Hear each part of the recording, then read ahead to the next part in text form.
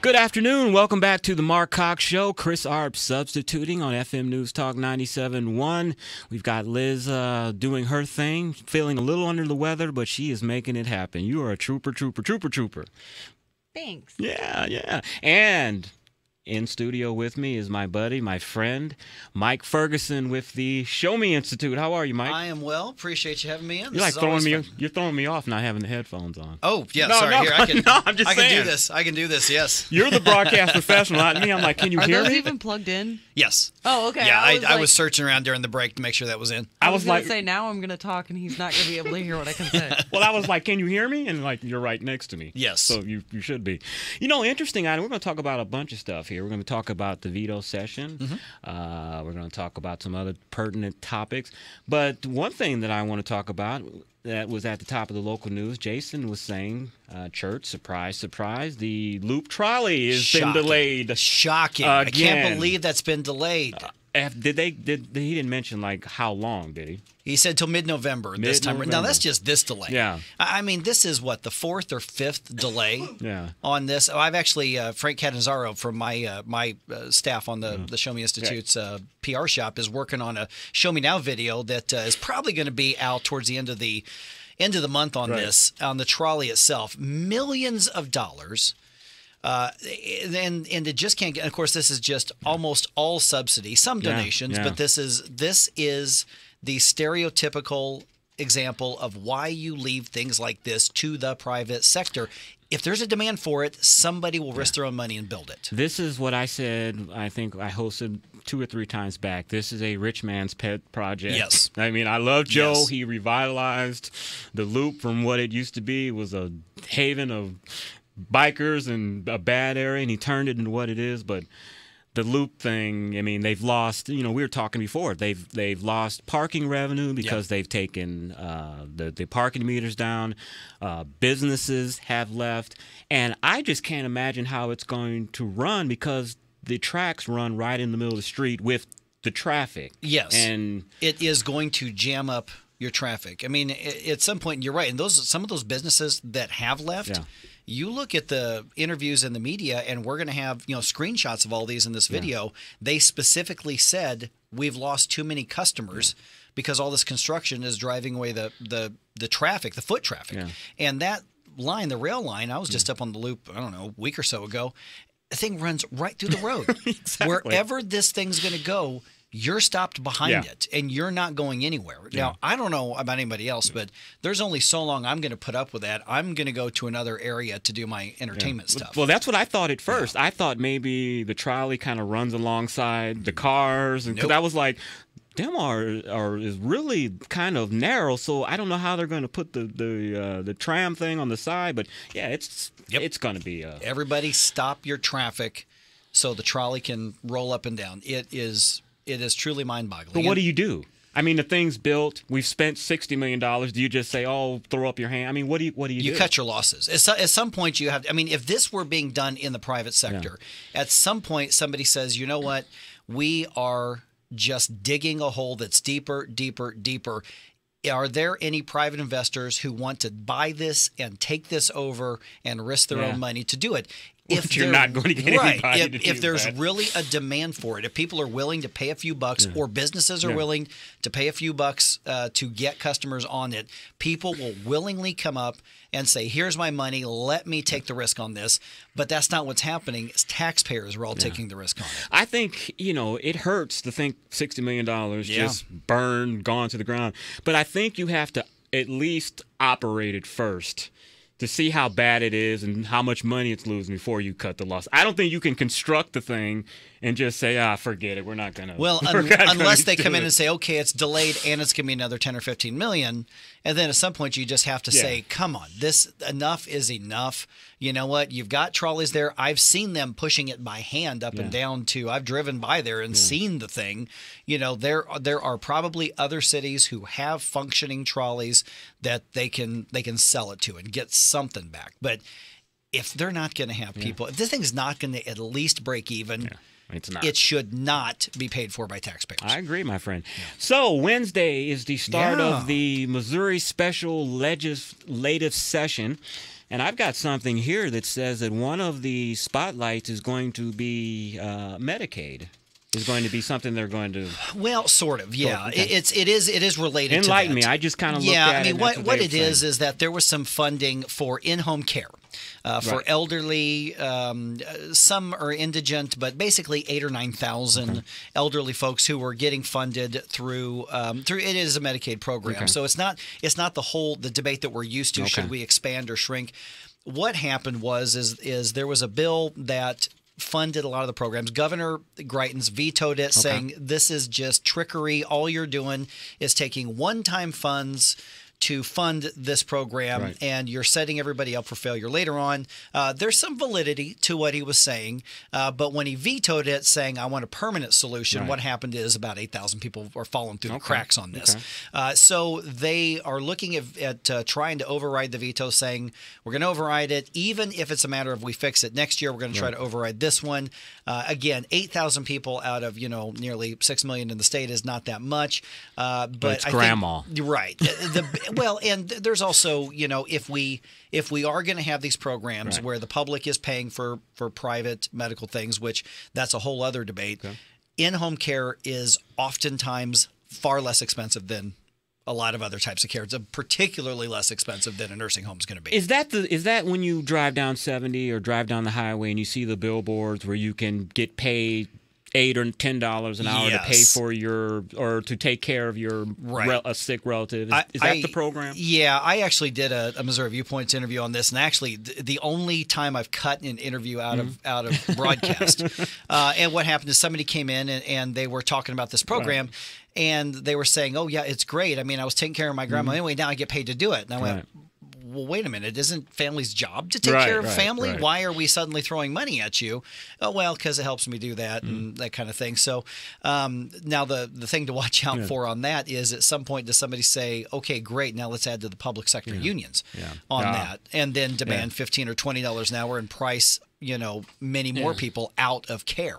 I would assume that this program, and things always start out with a good intention and then it gets blown out of proportion. But I would think what this program was originally meant is, you say you have an aged parent or an aged relative and they need full-time care, so you quit your job. Right.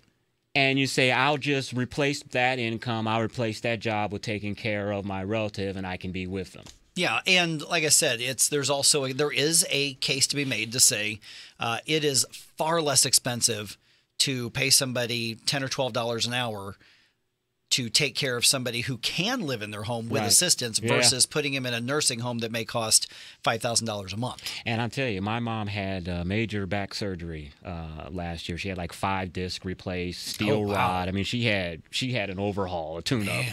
And she had to spend a month in a nursing home for rehabilitation, until she could go home. And boy, I'm a conservative, and I'm, want to lower government, but I was like, oh, thank God for Medicare, because I don't know how my mom would have paid for this surgery or would have been able to pay for the nursing It's a warning to people your age and my age. And people younger than us, like, say, Liz over here. Babies. Start saving now, because at some point these programs are run so irresponsibly.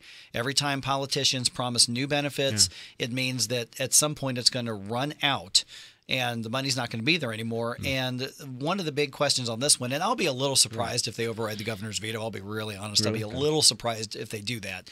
But the bigger question should be is, wait a minute, how do we do this in a fiscally responsible way that keeps the cost as low as possible and keeps the return on that investment as high as possible? And in this case, the return on investment is how many people do we allow to continue to live in their own home versus putting taxpayers on the hook for something far more expensive.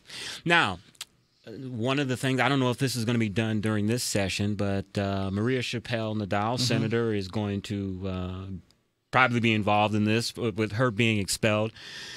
When this first happened, I told Mark, she's gone. I don't care what all the talk they're saying, she's gone. But I think ever since Representative Love made his comment, he has kind of given the Democrats cover to stick with Maria. So look into your crystal ball, Mr. Ferguson, and what do you think? Is Maria expelled, or Senator Chappelle Nadal expelled? Does she stay? I don't think she's expelled. My personal guess, and Show Me Institute doesn't have a position on this or anything, but my guess is that there's a censure that will probably pass overwhelmingly, if not unanimously. Senator Gina Mitten Gina Walsh, pardon me, Gina Walsh, who's is that an old girlfriend, Gina Mitten? No, it's not. Okay. Senator Gina Mitten is a state representative. She may not be a Senate, but never heard of her. Both are Democrats in the St. Louis area. Gina Walsh is the Democratic caucus chair in the Senate. Okay. And she has stripped Senator Chappelle Nadal from all of her committee assignments. So all she can do is vote when something comes up for a final vote, which makes her irrelevant to the legislative body. So you do have to give the Democrats credit for moving quickly on that. But my guess is that they're not going to want to expel somebody for saying something as horrific as what Maria said. And you know Maria, and I've met her a few times. We did a show. We did your show together. You and Maria were on my show together. And yes, you're right. Representative Warren Love, what he said absolutely leveled that playing field when it comes to this. Now, give Republicans credit because they jumped on, for the most part, his statements with the same veracity as they did with Senator Chappelle Nadal.